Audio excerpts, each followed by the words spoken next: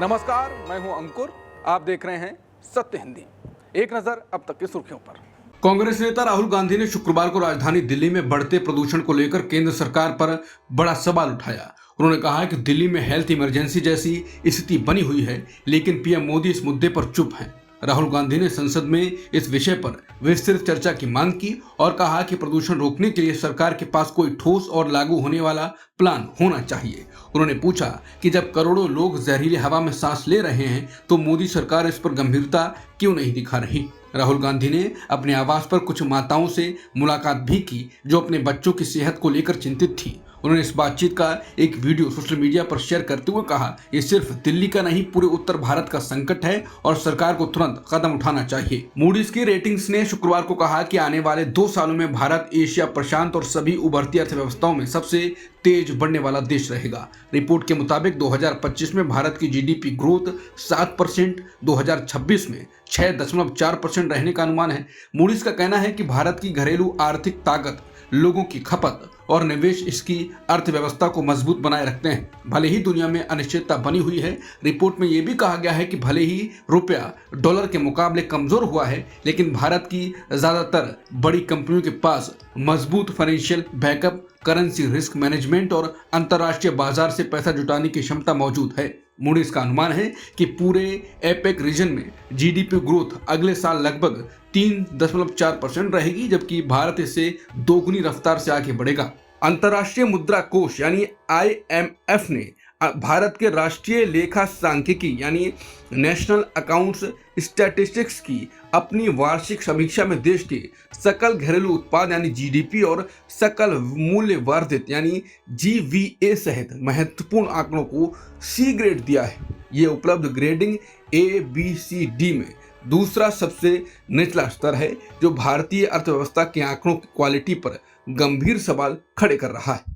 IMF ने स्पष्ट किया है कि C ग्रेड का अर्थ है कि उपलब्ध डेटा में कुछ कमियां हैं जो निगरानी में थोड़ी बाधा डालते हैं। यह ग्रेड ऐसे समय में आया है जब सरकार शुक्रवार को चालू वित्त वर्ष की दूसरी तिमाही के राष्ट्रीय लेखा आंकड़े जारी करने वाली है, जिससे यह मुद्दा और भी अधिक महत्वपूर्ण हो गया। उत्तर प्रदेश सरकार ने आधार कार्ड को जन्म प्रमाण पत्र या जन्म तिथि के प्रमाण के रूप में मान्यता देने से इनकार कर दिया। योजना विभाग के विशेष सचिव अमित बंसल ने सभी विभागों को निर्देश जारी कर कहा है कि आधार कार्ड के साथ कोई जन्म प्रमाण पत्र संलग्न नहीं होता, इसलिए इसे जन्म प्रमाण पत्र नहीं माना जा सकता। ये फैसला राज्य की करोड़ों जनता, खासकर गरीब और वंचित वर्गों के लिए एक बड़ा झटका साबित हो सकता है, जहां आधार ही एकमात्र पहचान दस्तावेज है। लेकिन सवाल उठता है कि क्या ये नीतिगत उलटफेर सुप्रीम कोर्ट, चुनाव आयोग और केंद्र सरकार की पिछली राय से मेल खाता है? आधार जो कभी सरकारी योजनाओं की शर्त था, अब बाधा बन गया है। इसके महत्व को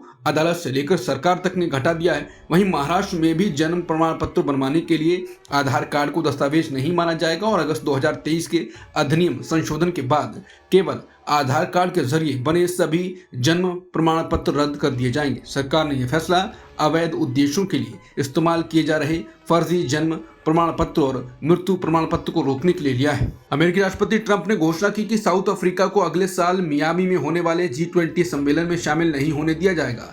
ट्रंप ने कहा कि इस साल हुए G20 मीटिंग में एक अमेरिकी प्रतिनिधि के साथ साउथ अफ्रीका के व्यवहार को देखते हुए वो सारे भुगतान और सब्सिडी भी रोक रहे हैं। इस पर भारत की कांग्रेस पार्टी ने केंद्र सरकार और पीएम मोदी से बड़ा सवाल पूछा। कांग्रेस नेता जयराम रमेश ने कहा कि पीएम मोदी खुद को अफ्रीका और ग्लोबल साउथ का चैंपियन बताते हैं, तो क्या वो अपने करीबी दोस्त ट्रंप से साउथ अफ्रीका के पक्ष में बात करेंगे? कांग्रेस ने याद दिलाया कि साउथ अफ्रीका शुरुआत से ही G20 का हिस्सा रहा है, क्योंकि वो अफ्रीका महाद्वीप की सबसे बड़ी अर्थव्यवस्था है। पार्टी ने सवाल उठाया कि क्या भारत इस मुद्दे पर अपनी भूमिका निभाएगा या चुप रहेगा। सुप्रीम कोर्ट ने गुरुवार को उस याचिका पर सुनवाई हुई जिसमें चुनाव आयोग द्वारा की जा रही SIR की वैधता को चुनौती दी गई है। याचिकाकर्ताओं की ओर से वरिष्ठ वकील अभिषेक मनु सिंघवी ने दलील दी कि चुनाव आयोग किसी भी तरह संवैधानिक ढांचे में बदलाव नहीं कर सकता।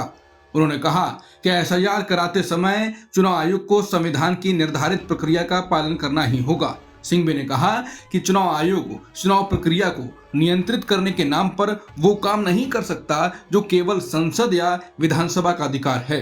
आयोग के पास कानून बनाने की पूरी और असीमित शक्ति नहीं है। सुनवाई के दौरान सीजेआई की बेंच ने यह सवाल भी उठाया कि अगर किसी निर्वाचन क्षेत्र में बड़ी संख्या में मृत वोटर हैं तो आयोग कैसे कह सकता है कि कुछ जगह उन्हें हटाया जाएगा और कुछ जगह नजरअंदाज किया जाएगा। कोर्ट ने चुनाव आयोग से स्पष्टता मांगी है कि एक ही प्रक्रिया को अलग अलग राज्यों में अलग तरीके से क्यों अपनाया जा रहा है। पश्चिम बंगाल में ब्लॉक लेवल ऑफिसर्स यानी बीएलओ ने शिकायत की है कि बुधवार रात से बीएलओ ऐप लगातार तकनीकी खराबी दिखा रही है। राज्य के कई इलाकों खासकर कोलकाता नॉर्थ और साउथ और दक्षिण व उत्तर 24 परगना जिलों में ये समस्या ज्यादा देखने को मिली है। बीएलओ का कहना है कि वोटर सूची से जुड़े फॉर्म्स की डिजिटाइजेशन प्रक्रिया के आखिरी चरण में ऐप बार बार फेल हो रहा है, जिसमें काम रुक गया है। इसी बीच कई जगहों से बीएलओ ने बेहद अधिक काम के दबाव की शिकायतें भी भेजी हैं। राज्य के मुख्य चुनाव अधिकारी के दफ्तर के एक वरिष्ठ अधिकारी ने बताया कि उन्होंने सर्वर समस्या को चुनाव आयोग के सामने रख दिया है। ईसीआई की ओर से बीएलओ को निर्देश दिया गया है कि वो पहले फॉर्म इकट्ठा करें और डिजिटाइजेशन बाद में एक साथ करें, क्योंकि ऐप सही तरह से काम नहीं कर रहा है। सुप्रीम कोर्ट में गुरुवार को याचिकाकर्ताओं ने चुनाव आयोग के एक फैसले पर गंभीर आपत्ति जताई। उन्होंने कोर्ट को बताया कि एसआईआर यानी स्पेशल इंटेंसिव रिवीजन के दौरान स्कूल टीचर्स जिन्हें बीएलओ बनाया गया है उनसे वोटरों की नागरिकता तय करवाना बेहद खतरनाक और गैर वाजिब कदम है।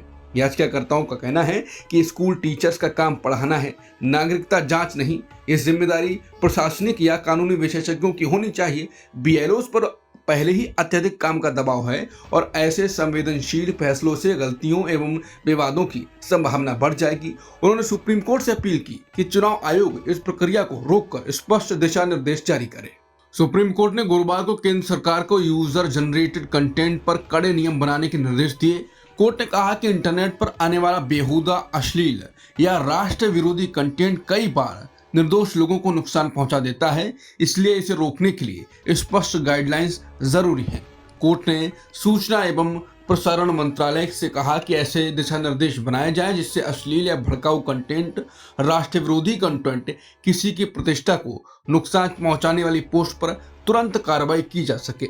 सुप्रीम कोर्ट ने यह सुझाव भी दिया कि एक स्वतंत्र और निष्पक्ष प्राधिकरण बनाया जाए। चीफ जस्टिस सूर्यकांत ने चिंता जताते हुए कहा कि समस्या यही है कि मेरा अपना चैनल है, मैं किसी के प्रति जवाबदेह नहीं हूँ, किसी को तो जवाबदेह होना पड़ेगा। सीजेआई ने यह टिप्पणी खासतौर पर यूट्यूब चैनलों के संदर्भ में की। एडवोकेट प्रशांत भूषण ने कहा कि अभिव्यक्ति की आजादी को सीमित करने वाले किसी भी नियम का या गाइडलाइन बनाने से पहले केंद्र सरकार को व्यापक और खुली सार्वजनिक चर्चा करनी होगी। उन्होंने चेतावनी दी कि राष्ट्र विरोधी यानी एंटी नेशनल शब्द बहुत बड़ा और अस्पष्ट है, जिसका गलत इस्तेमाल हो सकता है। इंटरनेट के कंटेंट पर रोक लगाने की बात करते हुए सीजेआई सूर्यकांत ने कहा कि विरोध लोकतंत्र का हिस्सा है। रोजाना लोग सरकार के खिलाफ लिखते हैं, लेकिन समस्या तब आती है जब आप अचानक कुछ यूट्यूब पर डाल देते हैं और लाखों करोड़ों लोग इसके शिकार हो जाते हैं। इनकी कोई आवाज नहीं होती, उनके पास कोई मंच नहीं होता और जब तक कि वो कोर्ट पहुंचते हैं तब तक नुकसान हो चुका होता है। वहीं जस्टिस बागची ने कहा कि किसी चीज को हटाने में कम से कम 24 घंटे लगते हैं, जब तक ये असर में आता है तब तक नुकसान हो चुका होता है। सोशल मीडिया बहुत तेज है, सीमाओं के पार जाता है और सेकंडों में फैल जाता है। ये रोकथाम का अभ्यास किसी को दबाने के लिए नहीं है, बल्कि एक निश्चित हद तक नियंत्रण रखने के लिए है। Indian broadcast and digital foundation की ओर से वरिष्ठ अधिवक्ता अमित सिब्बल ने अदालत द्वारा प्रस्तावित दिशा निर्देशों का वर्णन करने के लिए रोकथाम यानी प्रिवेंटिव शब्द का उपयोग करने पर आपत्ति जताई। सिब्बल ने कहा कि रोकथाम को प्री सेंसरशिप के रूप में पढ़ा जा सकता है। महाराष्ट्र की राजनीति में एक बार फिर मुख्यमंत्री की कुर्सी को लेकर चर्चा तेज हो गई है। शिवसेना शिंदे गुट के वरिष्ठ नेता और मंत्री दादा भुसे ने कहा है कि उन्हें पूरा भरोसा है कि एकनाथ शिंदे आगे चलकर फिर से महाराष्ट्र के मुख्यमंत्री बनेंगे। एक कार्यक्रम में भुसे ने कहा कि आज भी अगर आप लोगों से पूछेंगे कि उनका मुख्यमंत्री कौन होना चाहिए तो वो एकनाथ शिंदे का नाम ही लेंगे। भविष्य में राज्य का नेतृत्व शिंदे जी ही करेंगे। उन्होंने शिंदे की कामकाज की शैली की जमकर तारीफ की। भूसे ने कहा कि महाराष्ट्र ने ऐसा मुख्यमंत्री पहले नहीं देखा जो इतनी तेजी से फाइलें और मंजूरियां पास करता हो। यहां तक कि डिप्टी सीएम अजित पवार भी इस बात को मान चुके हैं। ये बयान ऐसे समय आया है जब शिवसेना शिंदे गुट और बीजेपी में तनाव बढ़ा हुआ है। दोनों दल एक दूसरे पर अपने नेताओं को तोड़ने का आरोप लगा रहे हैं। थाने में ये विवाद सबसे ज्यादा दिखा है, जो शिंदे का गढ़ माना जाता है। शिंदे भी बीजेपी को बिना नाम लिए रावण कह चुके हैं और फडणवीस भी पलटवार कर चुके हैं और कह चुके हैं कि हम राम के अनुयायी हैं, लंका जला देंगे। कांग्रेस अध्यक्ष मल्लिकार्जुन खड़गे ने गुरुवार को कहा कि वो कर्नाटक की जारी सियासी खींचतान को खत्म करने के लिए दिल्ली में एक अहम बैठक बुलाएंगे। इस बैठक में राहुल गांधी, कर्नाटक के मुख्यमंत्री सिद्धारमैया और deputy CM DK Shivakumar शामिल होंगे। खड़गे ने कहा कि सभी वरिष्ठ नेता बैठकर आगे की राह तय करेंगे और जो उलझन और भ्रम पैदा हुआ है उसे खत्म करेंगे। कर्नाटक में पिछले कुछ हफ्तों से सत्ता संघर्ष बढ़ गया है, खासकर तब से जब कांग्रेस सरकार ने 20 नवंबर को अपने 5 साल के कार्यकाल का आधा सफर पूरा किया। भारतीय रुपया शुक्रवार को शुरुआती कारोबार में 7 पैसे कमजोर होकर 89.43 प्रति डॉलर पर पहुंच गया। अंतर्राष्ट्रीय बाजार में डॉलर की मजबूती और कच्चे तेल की बढ़ती कीमतों ने रुपए पर दबाव बनाया। फॉरेक्स विशेषज्ञों के मुताबिक विदेशी निवेशकों की फंड निकासी और आ जाने वाले जीडीपी ग्रोथ के आंकड़ों को लेकर निवेशकों की सतर्कता ने भी रुपए को कमजोर किया। इंटरबैंक फॉरेन एक्सचेंज ने रुपया 89.41 पर खुला और शुरुआती सौदों में फिसलकर 89.43 प्रति डॉलर पर पहुंच गया। गुरुवार को भी रुपया 14 पैसे गिरकर 89.36 पर बंद हुआ था। हांगकांग में करीब 80 साल की सबसे भीषण आग ने शहर को हिला दिया। शुक्रवार तक कम से कम 94 लोगों की मौत की पुष्टि हो चुकी है, जबकि कई लोग अब भी लापता बताए जा रहे हैं। यह आग ताइपो जिले के बड़े अपार्टमेंट कॉम्प्लेक्स वांग फुक कोर्ट में लगी, जिसमें 8 टावर शामिल हैं और जहां 4600 से ज्यादा लोग रहते हैं। ये पूरा परिसर मरम्मत के काम में लगा हुआ था और चारों ओर बांस की मचान और ग्रीन नेट लगी हुई थी, जिससे आग बहुत तेजी से फैल गई। दमकल विभाग ने बताया कि उन्होंने आग पर काफी हद तक काबू पा लिया है, लेकिन इमारत में अभी भी धुआं उठ रहा है, इसलिए बचाव अभियान पूरी तरह खत्म होने में समय लग सकता है। हांगकांग के deputy fire services director Derek Chan ने बताया, हम 7 इमारतों के हर फ्लैट में जबरन प्रवेश करके जांच करेंगे ताकि सुनिश्चित हो सके कि कोई और फंसा ना हो। श्रीलंका में भारी बारिश से आई बाढ़ और भूस्खलन ने इस हफ्ते भारी तबाही मचाई है। इसमें कम से कम 56 लोगों की मौत हो गई है और 21 लोग लापता हैं। हाल के वर्षों में यह देश की सबसे गंभीर मौसम संबंधी आपदाओं में से एक है। डिजास्टर मैनेजमेंट सेंटर के मुताबिक श्रीलंका के चाय बागान वाला जिला बदुल्ला जिले में रात आए भूस्खलन में 21 लोगों की मौत हुई। सोशल मीडिया पर सामने आए वीडियो में दिख रहा है कि बाढ़ का पानी घरों को बहा ले जा रहा है। प्रभावित परिवारों के लिए अस्थायी शेल्टर्स तैयार किए गए हैं। वहीं शुक्रवार को और खराब मौसम की आशंका से निपटने के लिए श्रीलंका तैयारी कर रहा है, क्योंकि चक्रवात दुतुआ इसकी पूर्वी तट की ओर से आगे बढ़ रहा है। वॉशिंगटन में भी बुधवार को हुई फायरिंग में घायल 2 नेशनल गार्ड सदस्यों में से एक सारा बेकस्ट्रॉम की मौत हो गई। इसकी जानकारी अमेरिकी राष्ट्रपति ट्रंप ने गुरुवार को दी। ट्रंप ने भावुक होकर कहा कि वेस्ट वर्जीनिया की सारा विकस्ट्रॉम, जिनकी हम बात कर रहे थे, एक बेहद सम्मानित युवा और शानदार इंसान, अब हमारे बीच नहीं। उन्होंने ये भी बताया कि दूसरा नेशनल गार्ड सदस्य अभी भी अस्पताल में जिंदगी के लिए संघर्ष कर रहा है और उसकी हालत बेहद नाजुक है। राष्ट्रपति ट्रंप ने सेना के जवानों को संबोधित करते हुए कहा, ये घटना बेहद दुखद और पूरा देश शोक में है। अब तक की खबरों में इतना ही। बाकी खबरों के लिए बने रहिए सत्यहिंदी.com के साथ। Copyright disclaimer under Section 107 of the Copyright Act 1976. Allowance is made for fair use for purposes such as criticism, comment, news reporting, scholarship, and research.